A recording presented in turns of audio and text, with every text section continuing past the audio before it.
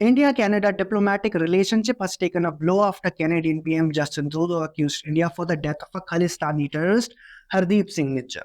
Subsequently, an Indian diplomat was also expelled. India, without mincing words, denied involvement in Nijjar's death. India too expelled a senior Canadian diplomat. Now, Trudeau has said that he never made any such allegations. This after it was reported that Trudeau had reached out to heads of other nations like UK PM Sunak and US President Joe Biden to garner support to take on India. Hello and welcome to the Pamphlet. It all started after Hardeep Singh Nijjar, a Khalistani terrorist, was gunned down by unknown assailants earlier this year in British Columbia, Canada. A designated terrorist, Nijjar was accused of being involved in various acts of violence and subversive activities. He was also involved with terror outfits such as Khalistan Tiger Force and Six for Justice. Notably, in recent years, the Khalistani movement has been gaining force in Canada. Khalistani leaders in Canada often pass on derogatory and inflammatory remarks about India and PM Modi. They have attacked Hindu temples and buildings of the Indian government. It should also be mentioned that in June this year, pro-Khalistani elements carried out a parade with a float that showed assassination of former Indian Prime Minister Indira Gandhi by her two Sikh bodyguards. The float glorified her assassination and India had condemned the same in strongest words. Moreover, the Indian government has maintained that Canada has not been doing enough against the Khalistani separatist movement operating from their soil. So let us rewind our clocks a little. The G20 summit in New Delhi was organized on 9 and 10 September 2023, which was attended by the Canadian leader. From arrival to departure, the entire trip became an embarrassment for Justin Trudeau, perhaps even more than the November 2022 G20 summit in Bali, where he was publicly scolded by Chinese President Xi Jinping after details of their discussion were leaked to the media. Coming back to the New Delhi summit, Trudeau was merely visible in the event at all. He was not even granted an official bilateral meeting with PM Modi, but a pull-aside meeting. Let me tell you the difference between the two. Pull-aside meetings are less formal than bilateral meetings and are placed below them. Every time two leaders get together, they can have a pulled-aside meeting.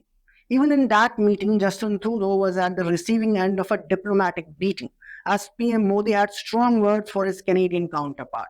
According to an official release by the Indian government, PM Modi conveyed strong concerns about continuing anti-India activities of extremist elements in Canada.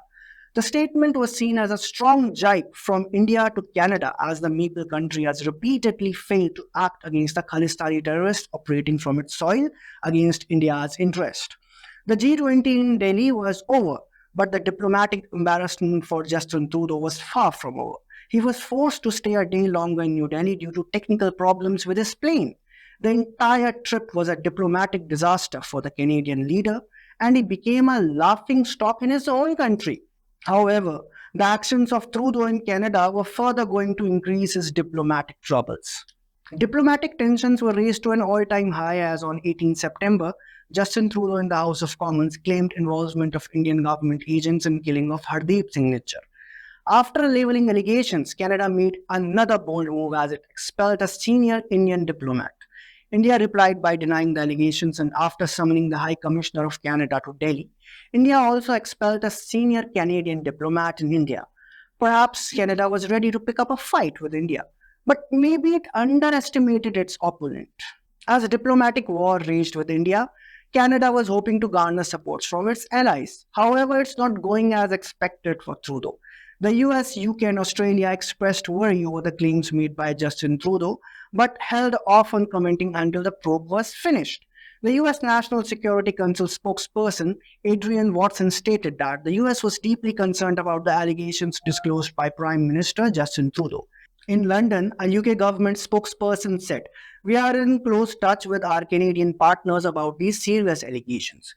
The spokesperson stated any additional remark would be improper while the Canadian authorities are still conducting their investigation, adding that trade talks with India will continue as before. Australian Foreign Minister spokesperson Penny Wong stated that Canberra was deeply concerned by the allegations made by Canada. "We have conveyed our concerns at senior levels to India," the spokesperson said. Moreover, on Tuesday, when the Australian PM Anthony Albanese was questioned on the allegations by the Canadian PM, he replied that journalists to chill out a bit. Meanwhile, a Washington Post report has further added to the embarrassment for Justin Trudeau.